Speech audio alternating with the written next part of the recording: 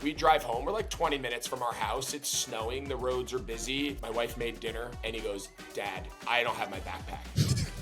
And I'm like you left it in your locker. He's outside. Like, no, I left it on the football field. On the field. 100%. Youth sports in America are at a crossroads, and I'm here to help lead the conversation forward. I'm Greg Olson. Each week, we're sitting down with top athletes, coaches, and more to talk about what's working, what's broken, and what's next. Welcome to You Think. Well, the Holderness family, you were kind enough to have me on your incredible channel, the work that you guys do, the videos you put out, the amazing family content, and now your lifelong dream of being on a show where we talk about all things youth sports and parenting. So I know this is something you guys have really been anxious and eager to join me here on You Think.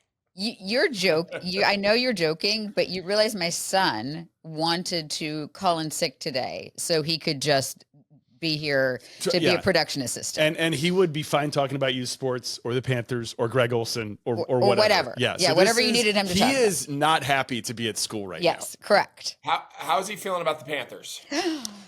Oh, depends on the week. Depends on the week. I actually, Kim, can I quote you really quickly? She had an amazing quote about the Panthers that I think works well for this podcast. She said, "I really wish that AAU coaches had as much patience with their players as the Panthers are having now with Bryce Young."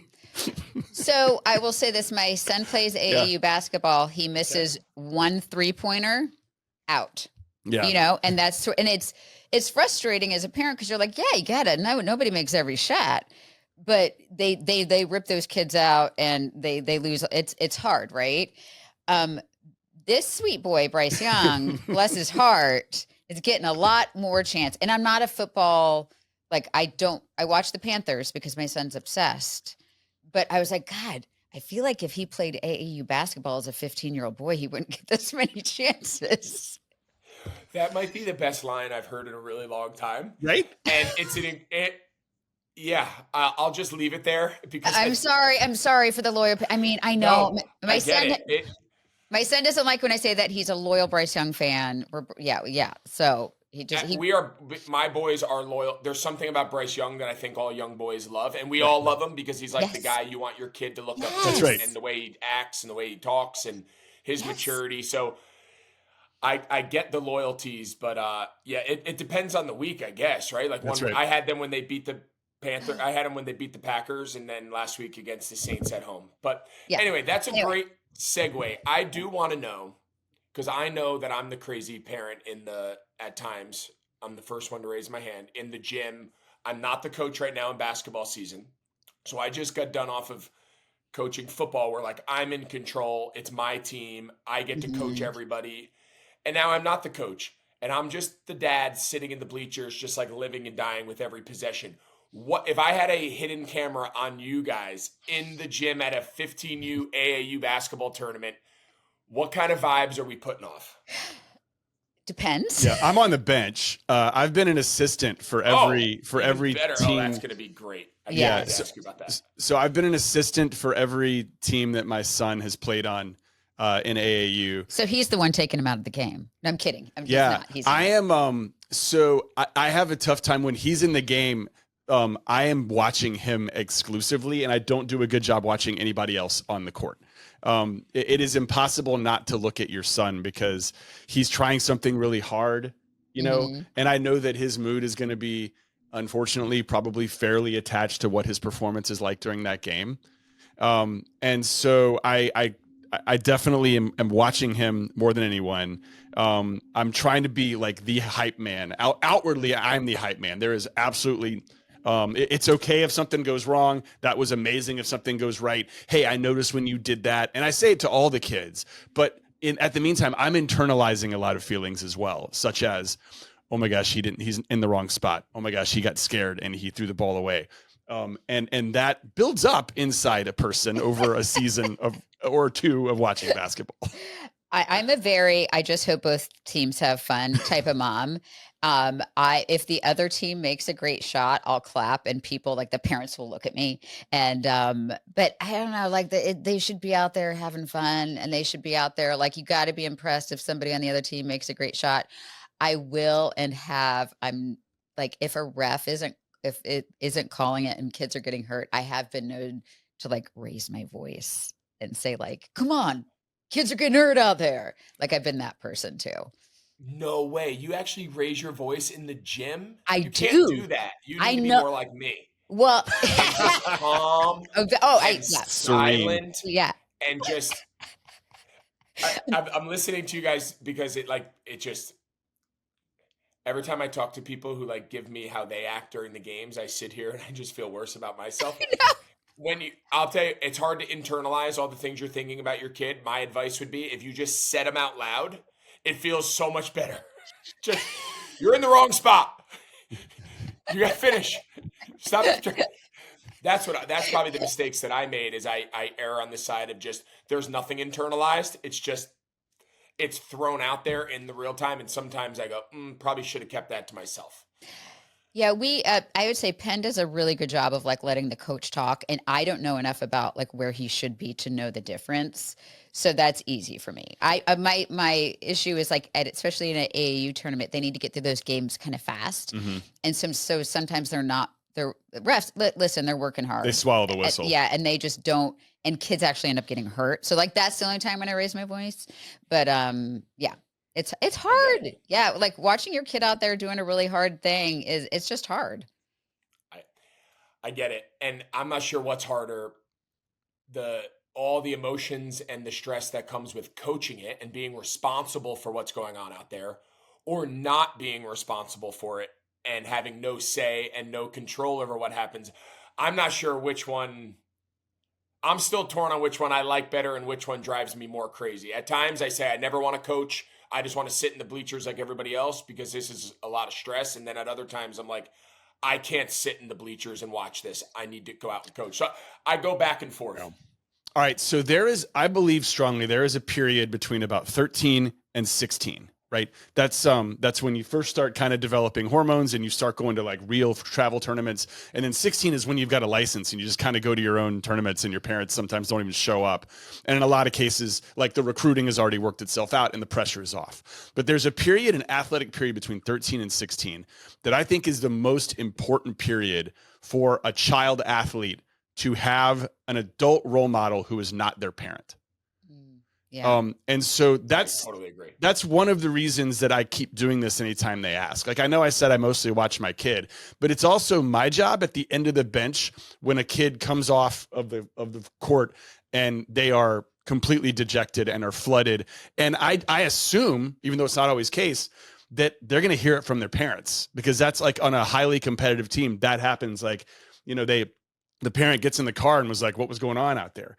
And so, I think that kids like that are feeling so deeply. I think they flood emotionally and are in a time of real despair. And if you can be a force of support, understanding, and empathy for a kid like that on that part of the bench, and I've seen it with other adults too, I just think it's incredibly important to have a non-parent support system when it comes to that. And we've been really lucky. The basketball coaches, they've been great. They've been really good for my son, and that he's going to listen to them more than he'll listen to either of us. Right, but they like me at the end because I'm like the for the other kids. Yeah, yeah, I'm the grief counselor basically at the end of the bench, and I try to keep it light and positive. But like I've seen coaches like that be that person for my son, and I've seen how that's helped kind of get him through tough times.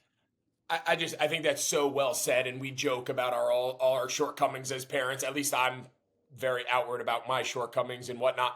And I just think it's so cool to just see your perspective and your just big picture view of not only your kid, but then just how your role can complement the styles of the other coaches and help other people's kids. And I think that's probably the biggest thing when you coach your kid's team. I think all of us, all we want is for the other parents to say, yes, he's there with his own son or daughter, but he genuinely is there for our children too. Like he loves our children too. And I guess if at the end of the season, that was all the other families' takeaway, I think I'd be pretty happy with that. Yeah. Yeah. And I'm sure you do. Kudos to you. Kudos to you. I know millions and millions of people. I want to take a step back here and take a wider view at everything that you guys do and represent. And millions and millions of people follow your content, your videos, all the stuff that you guys make is really incredible. Take us back though to the why behind it. For anyone not familiar with your channel, for anyone who's maybe new to just discovering you recently, like why put your lives out there? Why put your vulnerabilities, your strengths, your weaknesses, your family, each other? Give us the idea of the inspiration for why you guys even built this channel, to have these conversations, to share your lives with millions and literally millions and millions of people all across the world. Yeah, the actual Genesis story might be relatable to people with kids because here in the South, you send Christmas cards you take a picture of your family and you send a Christmas card out and you mail it. I think that's pretty universal. But okay, yes. Okay, so it's everywhere. Great, that's wonderful to hear. Yeah. And so our kids wouldn't sit still. They were like 4 and 6 years old. Yeah. And so we decided to make a music video about our year instead of like the letter of what's been going on. And we put it on YouTube, also announcing that I was quitting my job because my wife wanted to try something new. And so we put the video out and it was called Christmas Jammies. And it went like viral. It got 20 million views. I don't know if it was like 17 or something million like that. views. Yeah. And was on a bunch of national TV networks. And we were already quitting to start a production company. But this sort of new platform presented itself to us, YouTube and Facebook, where people were looking for content like that. And we sort of slowly started making more and more videos like it. And that's evolved over 11 years into just really like a family storytelling business that largely involves us and not our children. Right. And Greg, I'll be super honest. We put out that first video in 2013 and sort of closed the laptop and walked away, and then opened it the next day. And like Good Morning America was calling, the Today Show was calling. We had no idea that you could do like whatever it is, what we do, like for a job. So it wasn't a business plan. Our business plan was to go make videos for other people, to be behind the scenes. So it even took us a couple of years after that before we started routinely doing our own content. We didn't even know that this could be a thing, but we both came from a news business, a journalism background. We love writing. We love putting, like, my favorite thing is just to like put something really goofy together. And right now, instead, like the vehicle, we live at this really cool time where the vehicle's the internet. And so we can just like the process of creating and making has, like, we were doing that before, but now we're just doing it on the internet. So, that's how, and we continue to learn, and we continue to fail, and we continue to try things that don't work. So, I mean, obviously we have people that work with us now, and there is the business plan, and there are all these plans, but we're still trying to figure it out every day. And so many of your videos are fun and they're light and they're humorous and they're family, but like, what would you say that you want them to be like anchored in? Like when people watch, aside from the entertainment value, aside from people laughing, or maybe they're having a tough day and they come across one of your videos and it brings them a little joy. Like at the end, at the real core of it, like what would you say is like the anchor of your process, the anchor of your videos? Like what do you want your family, your channel to be known as? We are doing the best we can. And we know that most parents are doing the best we can. That leads to, as Kim said, failure and a lot of times humor. And when we laugh at ourselves about our foibles and mistakes and things that go on in our life, we want the people who watch us to have permission to also laugh at their own. Yeah. So we sort of came up with an internal sort of mission statement, which is permission to laugh. So if our content strays from that, if it punches down, if it seems like mean or it's making fun of somebody, I mean, we've shot plenty of videos and we looked at them, we're like, that's coming off a little mean-spirited, and we've hit the delete button. So at the end of the day, it's just giving people permission to laugh. Would your kids say your parenting style aligns with the two people we sit here that are so light and fun and casual? Like, would that be your household if one of your kids came home with a D on his report card, or he came home and he was out past he came out because he was out past his curfew? Like, are you parenting in the same capacity as these videos? I hope that our general baseline is positive and encouraging and energetic and self-aware and self-deprecating. I hope that that's I believe yes to that. Yeah. But if you come home with a D, you're going to hear about it. Yeah. Because that's a lack of effort. The things that we don't really tolerate in our house are a lack of effort and dishonesty. Right. Like those are the two things that you see mom voice or dad voice. Yeah.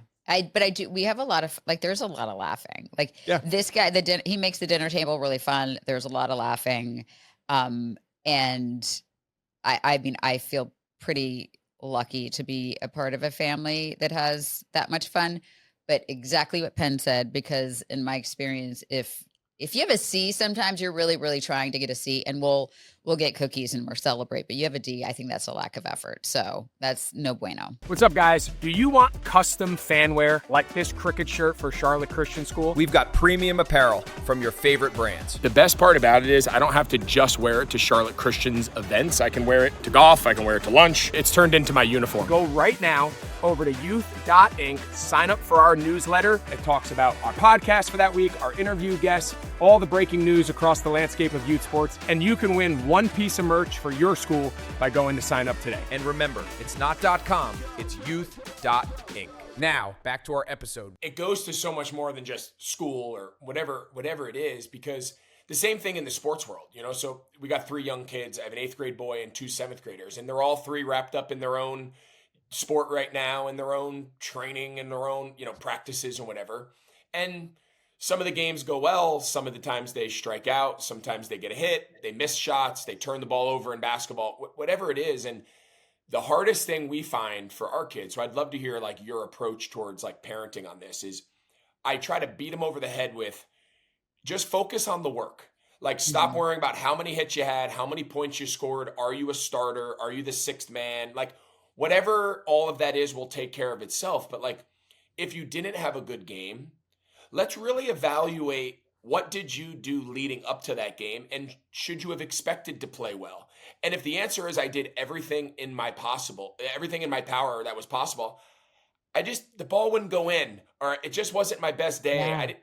We can live with that. Like where I get frustrated is you're upset you didn't play well in the car. You didn't get a hit in baseball, or you missed your 3-point, whatever it was. And then I ask him and I say, well, when was the last time outside of your team practice? When was the last time you went outside and worked on your shot, or went downstairs and worked on your bat path and your hands, or your fielding, or whatever skill it is? Like if you're not going to put in the work, why are you expecting to do well at it? And the same thing in school. Are all your assignments turned in on time? Do you have all your stuff checked off? They have these like, I'm sure everybody has it now, but like you can literally go into like a portal and see all of your kids' assignments. Yep. It's My dangerous. wife will and my wife is much better following it than I am. And like, if you have a 1, that means like there's a placeholder because you haven't turned in a homework assignment or something. So we say to them, like, you don't have a good grade in that class, or you have a B or whatever, but you got like 3 assignments that have been turned in late. Like that's just laziness. Like, Right. So how do you guys parent that? Like, how do we get the kids to focus on the process of the work and not be so reliant on the outcome? I think it's interesting with sports. We have similar conversations. And I think now he knows, not if he has a not ideal game or tryout or something, he actually knows not to complain too much, because he knows we will, like what the answer is, which is, first of all, watch the professionals. Steph Curry doesn't make every shot. Like you try your best and you do this for a living, and sometimes the ball does not go in. And did you actually do all the work you could have? Probably not. I can say, so he actually knows that now. He's been trained. But with school, we are pretty, like, he's very self-aware. He has ADHD. And dude, that kid is trying so hard, but there is a lot to keep up with for a sophomore in high school taking advanced classes with ADHD. So what he's got better about is asking for help. And so like that, like for a while he was just kind of suffering by himself. And our biggest thing was, dude, this has to be hard for your type of brain. Ask for help. So now he's doing a better job. Yeah. So with that ADHD, there's a component of it where like your working memory is a challenge, right? Working memory is like what is in the forefront of your brain and what's in the back. And because of that that deficit that you have in your brain. Kids with ADHD famously finish entire projects and then forget to turn them in because it's left their working memory. And it's one of the most common complaints that we've heard from parents, because we've written 2 books about it. We hear a lot from parents about it. And like, that's a tough one to parent, right? Like if it's a kid who decides that they want to go out with their buddies and just like, you know what, it's not that important to me, I guess that's different. But you kind of, to me, we do try to make a connection before we get on them. We try to say, hey man, I know this is hard for you. I know you're trying really hard. What can, then ask the question, like, what can we do to fix this? What upstream solution can we come up with to solve this? Because the average ADHD child gets either scolded or corrected 10,000 times in his childhood. And that, I mean, and then you add sports onto that. Yeah. So like, it might be more for someone it's like probably a whole more, different stressor. That's a whole different stress. So in our family, sports is like this fun thing you do. It's probably not a path to college in our family. So we really are hardcore on school. Yeah. Like if he's not out practicing like his shot, I care a lot less than if he's not turning, like the student athlete part, like the student part is more important in our house. Yeah. So quick aside, but I'm just young teenage boy brains.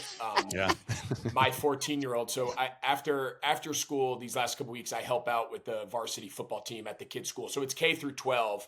So they're all at this same school, regardless of what grade you're in. And so my one son's not doing a winter sport, so he comes home after school with my wife, and then my daughter and my older son, they play on the school basketball teams respectively. And so I go help with the varsity football team, and then they get out of practice, they come out, and then we come home together. So I'm out there yesterday. It's snowing in Charlotte. We're practicing. It was like a really cool moment. It's dark. The lights are on. We're getting ready for the state semifinals and the football playoffs. Like, it was a cool thing. My older son Tate comes out there. It's snowing. The kids are yelling and running around, like a lot of like snow energy. Down south, we don't get a lot of snow, as you guys know. Well, long story short, we drive home. We're like 20 minutes from our house. It's snowing. The roads are busy. It's traffic. And we pull into the driveway. All we want to do is get inside and warm up. And my wife made dinner. And he goes, "Dad, I don't have my backpack." And I'm like, you left it in your locker? He's outside. Like, no, I left it on the football field. On the field. 100%. It's like snowing / raining. So it's wet and nasty, and it's 20 minutes away. And we just got home and it's 30 degrees. I think a year ago, I would have been pissed. Yeah. Like, I would have given him the whole, like, you gotta pay more attention. You gotta lock in. You're too old for this. But like, what I've learned and listening to you guys say it, it's like, I'm really no different. Yeah. I'm super scatterbrained anyway. So like, I was like, all right, here's what we're going to do. We're going to go in. Mommy made dinner. We're going to sit down and eat dinner, whether it's for 5 minutes or 20 minutes. We'll see how long it takes. I'll go back and get it so you can make sure you take care of it. But when I go back and get your homework, Mom's not going to be happy that you're not starting your homework till 8:00 at night. Mm-hmm.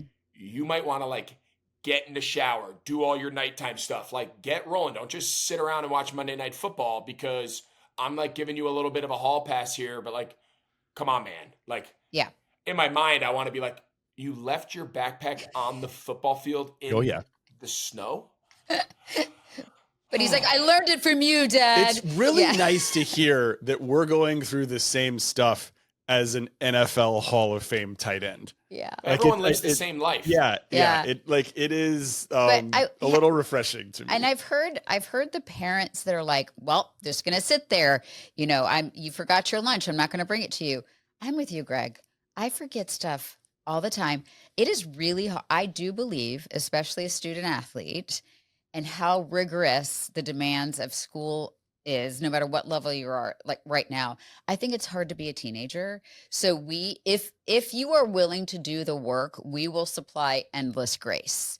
But you have to show me you're doing the work. Like, your son had to get in the shower. He had to help Mom with dishes. He had to be ready. So when you brought the wet backpack back, that soaking wet, that he could lock in, and he needed to lock in. Yeah. And I guess I'm with you on that. I do have a question because I know in our house the answer, but I'm curious in your house. Like, say your son does something wrong. I'm not saying something like critically serious, just a typical boy, something dumb, bad test grade, something at school, whatever. He needs to break some level of news to the family. Mm-hmm. Who's getting the news first because he knows it's going to be received maybe the easiest? Or is this like a family all at once discussion? Like, how is it in your house? There's a text message. Yeah, he sends a text to both of us. Respect that. Soften the blow. Yeah. And he falls on the sword. Yep. And he's like, listen, I messed up and this is what I'm doing to make it right. And it's not a behavior thing because he's such a good kid. But like if it's a school grade situation, he's like, I've already talked to the teacher. Mm-hmm. Yeah. It's interesting with Lola. Our daughter. She comes to me. Yes. Girls. First. Yes. Yeah. Right. And that's Greg's nodding his head, and I think we know why. Yeah. No, but it is interesting. She tells me certain things, and then if she tells you about kissing boys, and she's gonna kill you for saying that. And she tells me, I mean, she's in college now. We're okay. And she tells me about. I was like, okay. We're good. Yeah, I'm sitting here. I'm like, oh she's my 18. God, my daughter kisses boys. She's only 13. No, she's in college. 18. Yeah. She's 18. She knows not to come to me with that. That's going to be a mom conversation. Yeah, for sure. I will not handle that well. I'm very straightforward with that. Conversation is not going to be a strength of mine. But a lot of things change. A lot of things change between 13 and 18 with your girl. It'll change. I make her like every day. We have like this running joke now because she's like getting big and she's tall. And like when she was little, like you'd want to sit on dad's lap and you'd want to read a book and watch a movie. But now she's like 5'10". Like she's just like a big, tall, getting older. My wife always says, don't refer to her as big. I'm like, I mean it in like a good thing. Like she's tall and healthy. When I say big, I mean it as like a positive. But apparently to a teenage girl, that's not big. Dude, honestly. They don't want their dad calling them big. Same thing happened to me, and Kim had to explain it to me, and that's tough for us to understand, right? Because we're big giving is them a good compliment. to you guys. So our daughter's also 5'10", and she was 5'10" in the 7th grade when all the boys were like 4'11" still, right? And she actually, I think she got measured, and sorry about that. She actually grew another half an inch last year. So I think she's 5'10" and a half. She wears her cowboy boots to the football game. She's over 6 feet tall and she loves it. But when daddy was calling her big in the 7th grade, she's like, stop calling me big. He's like, you are big. It's great. Like people celebrate big. She's like, you can say tall, but not big. And that's exactly. Yeah. Yeah. Like, why isn't there a book that they hand dads when their daughter turned 13 that says, here's what you should and should not and say? There's so much to unravel because big is not bad, but there's a whole separate podcast about girls and body image and what's programmed into our heads, and because big is not bad, but yeah, it's the language we have to use around our girls, especially that don't fit into the 5'2" petite, teeny, weenie, like clothing sizes that are in every mall. It's just harder. And I'm 5'4", so she's tall. She's always been taller than I am. So I think it's also hard when like you're taller than your mom and you can't share clothes and stuff like that. Anyway, separate podcast. No, I'm learning it. I grew up with all boys. I had no sisters, and my daughter, my wife had just a sister. So she grew up in a house where it was all girls. Yeah. I grew up in a house that was all boys. Yeah. So like the conversations at the dinner table that my wife is accustomed to her whole life and the conversations at my dinner table were very different. And like she's having these intimate, deep conversations. I'm like, we're supposed to talk about all this? Yeah. I didn't think we were supposed to share all of this. She's like, yeah. I was like, well, it's news to me. Just push those feelings deep down inside, Greg. Just push them down. Just figure it out. Just figure it out. Rub some dirt on it. Figure it out. Yeah. But I do make my daughter for like, and it's getting like it used to be like I get her for like a couple minutes, and now I get it for like 5 seconds. But I have a rule like every day she has to come sit by me. Aww. But like it's lasting like less and less and less. I get it. Like what teenage girl wants to go sit by their dad on the couch and like snuggle. You know, like she doesn't want to do that anymore. Well, she'll come back. Yes, she'll come back. She will come back. So like when they're, this may be too much information. When their body changes, no, I love it. When their body changes, it's a transition that they're very uncomfortable with. I mean, if they're uncomfortable with it around boys, they're going to be uncomfortable with it around their dad. I had like the one arm butt out side hug from her from about 13 to 17, and now she's back. She's like, you know, it just takes a while to get back to that comfort, and she's back to snuggling with me. She you know, she'll just come put her head on my shoulder, and it's heartbreaking when it stops, but once you understand what's happening, like she's becoming a woman, right? It makes it more understandable. So I think the fact that you're like making yourself available and you're that safe spot, like it may even happen quicker for you than it does for other people, because you're doing all the right things.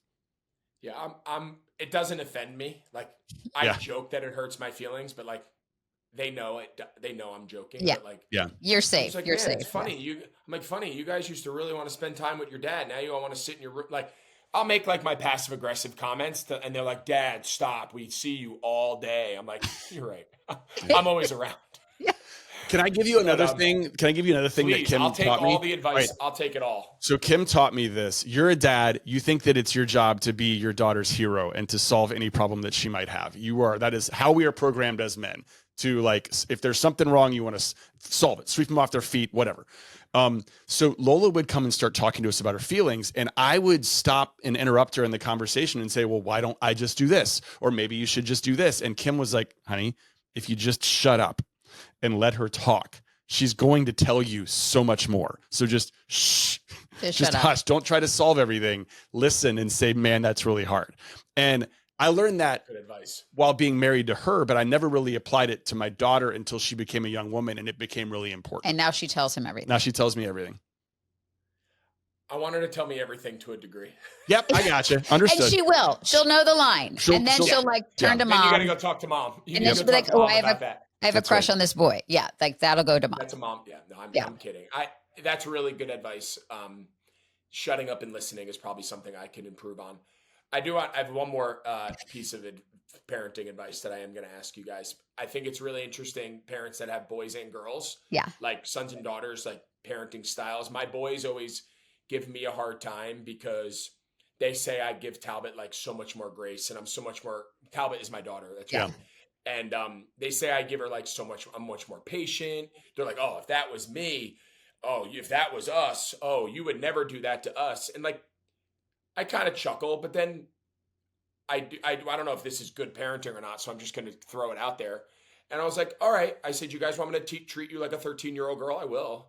Like, I always tell them, I said, the world doesn't need any more soft boys. So like, I don't know. Like, I probably am wrong. This is probably like a parent, like a psychologist is probably going to listen to this and be like, this guy's messing it up. But like, I do kind of think there's a little difference in how you parent boys and girls. Like, it's different when I coach my daughter's basketball team. People are like, how do you coach your daughter's 5th grade girls basketball team? Because they just watched me coach 7th and 8th grade boys in football. And like, we get after it and we coach them hard and we love them hard and it's demanding. And it is a little bit different. I don't know if that's good or bad, but like, there is a little bit more understanding. There is a little bit of a lighter atmosphere, a little bit more of a looser. We're not we're not on these young girls like we maybe do with the boys. Like, am I crazy? I think it's worth zooming out and taking a look, because I was a dancer. So as a 13-year-old girl, I was getting yelled at plenty, and I accepted it. And I feel like it made me pretty tough. So I don't think you necessarily need to hold back to protect girls. I also feel like there is room in this world for dudes that know how to like rationally process feelings. And I don't know and I think like a lot of what's happening in the world is like a whole bunch of men that don't know how to process their feelings. So we do parent. I think it's a birth order thing. My daughter would say my son gets away with everything. So I think that's more birth order. I think we were first-time parents. We called her our first pancake. Like we didn't know what we were doing. So we do parent differently, but I don't know if it's because of gender. Well, we also That could had, be it. Yeah, because she's younger than him. So that could be, that's fair, because we She's probably your are easier. baby.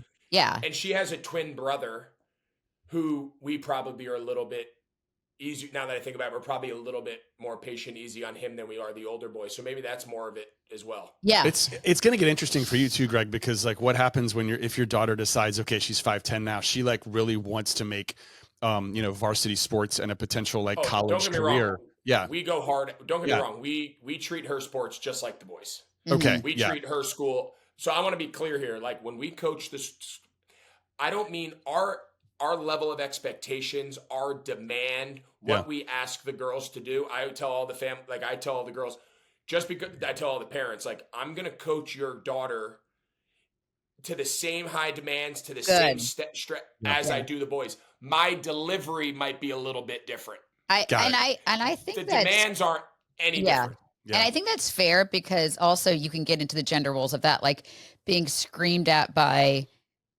an adult man when you're 13 might be a little, Exactly. Yeah. Like that might be a little harsh. I think there is a lot.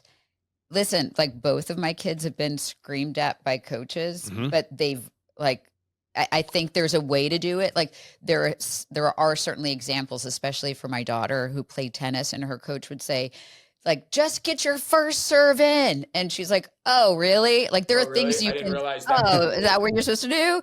So like, I think there are ways you can, like you can do it and make sense. Yeah. For me, I think like we are, in a lot of ways, we're coaches, right? We're coaching our kids and trying to develop them as best as we can in life. And I think you coach your kid as hard as they want to be coached. In some situations, like our daughter made it clear she wanted to be a 4-year starter. She thought about wanting to play tennis in college, and she wanted to go to a high tier academic school. And so in order to make those things happen, we had to, she required very little coaching. She did require very little. That's a good point. But, when I played tennis with her and things weren't going well, like I made some very clear corrections, and she they may not love the feedback, but it's your job to try to get your kid to whatever it is that they want to be. And so like asking them about those goals, I think is an super important part of life. And I'm sure when we talked on our last podcast, you made it clear that you talk to your kids about goals too. So I think that's to me, the difference isn't gender. It's like, how far do you want to take this? Because I can't take you any farther than you want to take it. Like trying to coach a kid who doesn't really want to do, they don't want to play varsity basketball. I'm not going to they're going to scream at this kid. Yeah, exactly. Who just wants to play rec ball. Yeah. There's a style for everyone, right? There's a top for every pot. Yeah. And I'll tell you what, to just finish on this coaching thing, and I'll let you guys go. I actually, and my wife would say it all the time. She's like, coaching Talbot's team is so good for you. Oh. And I was like, you're right. Like now when I coached them, they were in 5th and 6th grade. So they were young. This was very introductory level basketball. Most of the girls had never seen a basketball. Love it. This was very school, church league basketball. And coming off football, where we've had these kids for years and they're 14, 15-year-old boys, like, they've played for me before. They're used to me. They've been around me. I've been coaching the boys team since they were little. My daughter was later to getting into sports, and now she loves it. She made her school basketball team. She runs track and field. Awesome. So like, it was just a little bit of a later. She was not the girl who grew up that, when she was a little girl, was in the driveway playing basketball with her two brothers. That was not her. It was a little bit later into school. But I say all of that because I feel a little more like self-conscious.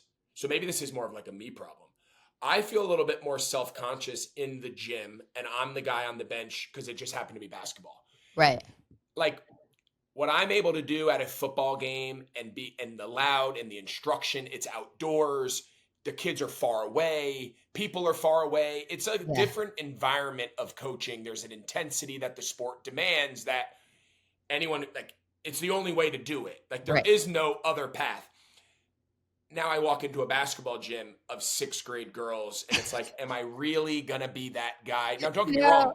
We are coaching everything they do. We are instructing. Our practices are highly demanding, organized. Girls were going to pay attention. But like my wife jokes, my first ever girls practice that I had with Talbot, they were in 5th grade.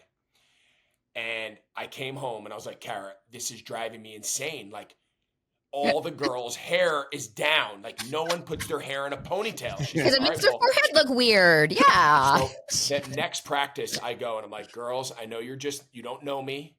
I'm Talbot's dad. Every practice, we are going to start with putting our hair in a ponytail. And then it became like a joke and it became like a tradition. Like, all right, practice is starting. And like everyone would joke, like, all right, coach, look, my hair's in a ponytail. It was like a light way of getting them going. But like, we coach them hard. We demanded high things. I think our style, like our delivery was 100% different while still being demanding and still holding them to high standards and still saying, hey, listen, if this was the boys team, we'd ask them to do this. So why would we not do it for the girls? Like, we're not going to ask less of you because you guys can do this. I don't want my daughter's friends at school being like, But your dad's crazy. Your dad yelled at me. Your dad is mean. Like, I don't want 11 and 12-year-old girls thinking I'm the boys. I'm like, I'm going to kick you in the ass. Like, let's go. We're fine. Let's go for pizza. You know, like I don't know. I think that's the difference in like the gender thing too. Like I feel so comfortable with my daughter's friends. Like, I feel so comfortable with my son's friends. I think it's just like a gender thing. I'm definitely the mom. Yeah. It's just different. Yeah. Greg, can I ask it? Like, you can cut this out of the podcast, but can I ask you a semi-personal question? I'm an open book. Okay. How far do you want to take this coaching thing? Like, Penn thinks you should be coaching the Panthers. I didn't say that, but you can cut this out. But you're like, everything I'm hearing from you, like, you're learning all these valuable lessons coaching your kids. I know you love coaching your kids. You know so much about football. There's like, everyone's getting fired. Like, have you given that any thought in your life? I have. I love coaching. It is by far my favorite thing that I do. Like, don't get me wrong. I love calling the games. I love being a part of the broadcasting games on Fox. Like, that's a fun job and it's challenging and I love it. So, but on a personal level, like, nothing fills my bucket more than like being on the field or in the gym or whatever the sport is. Like, especially with this age of kids, like middle school to high school has been by far the most fun ages. Like, they're old enough to connect with them. They're old enough to do it. They're not just little kids. You're not babysitting anymore. Like, we're playing real sports now with these kids. And the last couple of weeks, like being with the high school kids on the field, these kids are 18 years old. They're men. They're going, some of these kids are going to Army and Air Force and Naval Academy, and they're going to like major institutions in a couple months. Like, these are like grown men out there. Like, the way you can speak to them, the way you can connect with them, you talk about holding kids to high standards, like 18-year-old grown men, boys, like you can ask a lot of them and they love it. And they love to be held accountable and they love to be told that they're better than they think they are. Like, that's the part that I love. The football is the easy part. Like, we can teach kids coverages and blocking. I love the grind of it. I love spending time on the field. I love that it was 30 degrees, snowing, and we're out there. I'm telling the boys, like, I have a joke I was saying to the boys last night. I said, hey, you know who's not cold? All the kids' hands are in their pockets. I said, hey, you guys can be complaining that you're cold, but all the teams that lost, all the teams that seasons are over, they're playing basketball and the gym's not cold.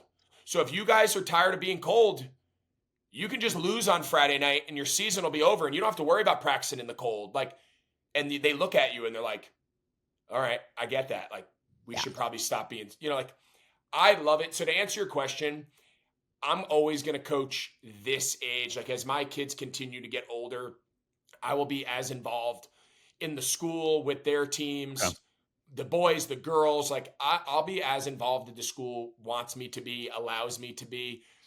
Anything beyond that, like, would I love coaching in the NFL? Yes. Would I love coaching college? Probably not. Okay. More about just the dynamics of sport. Yeah. It's not for me. Like, I'm not in the business of like telling 17-year-old kids it's just not my style, recruiting and all that. But I gave up like my lifestyle for my entire life of being gone, of being all consumed in my industry, was fine. My kids were little. My wife understood it. We met in college. She knew the deal. But like now to go back and do it again and give and move around the country and be at the office till midnight and never see my kids and never see them play sports because you're so locked in on coaching and it's so high demand. I'm not willing from a lifestyle standpoint to make that commitment. The job I would love, the job I could do, no question. I'm not willing to do that from a lifestyle standpoint. I want to be around to my kids. I want to pick them up from school. I want to go do pizza on Friday afternoons before the varsity games. Like I live for that Monday through Friday experience with everybody. You're not getting that if you're coaching in the NFL. It's just not, that's just not your life. So it's more of a lifestyle thing that the demands of the job and what it takes to do it at a competitive level, I would love. I love that answer because I think that, and you can obviously cut this from the podcast, but I think there's a lot of people who sell their souls because you're like, that is what you're supposed to do. Like we get up, we get phone calls for opportunities that would require us to move or do that. And we're like, why? Like we have a really nice life here. We get to go to the basketball, like we're good. So you're setting a great example. And maybe when you're an empty nester, maybe that's when NFL comes calling. And you're when I'm an empty nester, my wife is going to, I don't have a resume. I've never applied for a job, but if I did, my wife, I think when the kids go off to college and I'm following her around the house Monday through Friday, because I have no teams to coach. I have no kids. She's going to send you. She's going to be sending my resume to every high school, little league, Pop Warner team. She's like, you should go coach the team around. My dad was my high school football coach. Okay. For 40 years, he coached me, both of my brothers, all went on to play college football. And, but that's all my dad did. Both my parents were school teachers and they were both coaches. Then my mom had us and she just ended up doing like 40 years of teaching. And my dad was a 40 plus year varsity football coach in New Jersey where we grew up. But now, obviously they're grandparents. They live a stone's throw away from us around the corner. He's coaches with me football and no one is happier than my mom. No one is happier. Like he'll go up and sit in his office she'll call me and she'll be like, I haven't even seen your dad today. I'm like, why? What's he doing? Well, he played a little golf this morning, but then since he's come home before practice, all he's done is sit up in his office and watch film and draw. Then he's going to go to practice. She's like, it's so nice. The house is quiet. So that's going to be, I could get, that's in a handful of years. That's going to be. You're like, I have a LinkedIn page. That's weird. I never made it. Funny. I just got an email. Thank you for volunteering to coach the South Charlotte Patriots 12U Pop Warner team. And That's weird. My wife's going to be like, I don't know how that happened. I love it though. Like it honestly is. It's a lot of work and it's frustrating. And at times you're like, why do I do this? Like, this is so aggravating. But then once that wears off and like you come back to reality, it's like, I cannot wait to go back to practice tomorrow. Like I cannot wait to see. And then you see the boys and they see you at school and coach, I can't wait for next year. And like, to your point about like the boy thing, like you're comfortable, you give them a hug, you grab them. I have one last funny story for you. No. I don't know how much you guys like these stories. I love them. Love them. So I'm used to, this was another big thing about like me learning how to coach boys versus girls, right? So since my boys were little coaching their teams, you could like, I need the kid to move. You could grab them by the arm and you'd be like, hey, so stand here. Now look. And like, we're demonstrating and I put my hands on them and we're talking about like, all right, when we block, here's how we tackle. And like, it's a very like hands-on, we're coaching, we're punching bags. I'm showing them how to hold the bag, like whatever the sport, And then I found myself at my daughter's basketball gym and I'm like, Talbot. So I was so uncomfortable, like just trying to be respectful of like these young girls. And like, I don't even know them. And like, I'm not going to like grab her arm and like turn her, hey, no, this is where you need to stand. Put your hands here. Like, so I was like really having a hard time, like interacting and demonstrating physical skills. So finally I was just like, you know what? It has to be my daughter. Yes. And then I had like this, like, and I say it as like a joke, but it became like something I would like stress about. Like it was really like stressing me out because I'm like, I'm not getting my point across and I'm not able to like really show them out of respect for these young girls. But I was like, I can do it to my daughter. So like, Talbot then became like and it became like a joke. All the girls would like laugh. They'd be like, all right, Talbot, come here. They're like, all right, Coach Greg needs to show us something. And I'd be like, here's how we defend, box out. We got to get, whatever the thing is, because I'm like, she's my daughter. If I grab her arm to lift her arm up and teach her how to catch the ball or move her hips this way because she's not denying the pass or whatever it is, like that was so foreign to me. Yeah. Because even now when I see the girls, I'm like, high fives. High fives. Everyone's getting nothing high fives. else. High fives and nothing high else. Fives. And then with the boys, I can like put them in a headlock and I could hold them. And it's been such a fun challenge connecting with young girls who I've never been around. I never had sisters. So like, and that's why my wife says, she's like, this is the best thing for you. And she's right. Like I would coach my daughter's team all day, every day. I'm not her coach. If I could be, I would. I think they're a blast. I think they're adorable. And they're much better listeners than the boys. I will. Yeah. Oh, sorry. When my daughter played middle school basketball, it was like prison ball. The girls were so much rougher than the boys, which is why I was like, these girls, my daughter fouled out of every game. She was like clotheslining people. They were so much rougher than the boys. Okay. I will say though, Greg, I know it's been good for you. It's good for the girls too. We started with this, but I'm going to quote Dr. Lisa D'Amour, who's been on our podcast infinity times. And she has said this every time she comes on. She's like, for that middle age grade, for women, girls who are getting older, like science has shown the most important mental health element for them are not parents. It's what they call caring adults. Having caring adults outside your family that you can make connection with, that kind of show them the norm of what it's like to grow up and to be a human being. So like what you're doing is such a great service for those girls. It's the reason I do middle school. By the way, I have the same problem. The first day of middle school practice, we have to show them how to box out. And for guys, boxing out is not a comfortable, pleasant thing to learn and practice. No. I'm sure as hell a lot more comfortable boxing my son out than my daughter. Right. That's true. There is a coach who I heard yelling during a game, butt to nut. Like that's what he yelled for boxing out. I was like, that's tough. That's tough. And I was You're not screaming at the girls. No, don't scream that at the girls. No. You can definitely cut that out if you want. Definitely. No, that's real. It's all. I just think it's cool that everyone understands. Like, there's no science. This is not. There's no rule book. There's no playbook. Everyone's just kind of figuring this out. As they go. And I think that's the beauty of it. That's the fun part. Like I've been around sports my entire life. It's really all I know. And like I'm laying in bed because I'm saying I'm doing a bad job teaching 5th grade girls. No. Whatever the element of the game is, like I got to just figure it out because I've never taught 5th grade girls how to do it. In my brain, I know what it looks like and I know, but it doesn't matter what I know. It's what we get them to know. And every kid, every age, they all take things at different levels, and that's coaching, right? Like coaching is figuring out how to connect with each individual kid appropriately. Some kids need to be kicked in the ass, and some kids need to be talked to quietly in the corner because it's the only way to get through to them. And 100%. The art is figuring out who's who. Yeah. And then you got to bring them all together and do it as a collective unit. Like that's the part of it that I love. You're a good coach. Those kids are lucky to have you. I'm not a good coach. I feel like I at least can recognize when I'm bad at something. Self-awareness is a skill. Self-awareness is a skill. Fair. All right. Well, I can't thank you guys enough.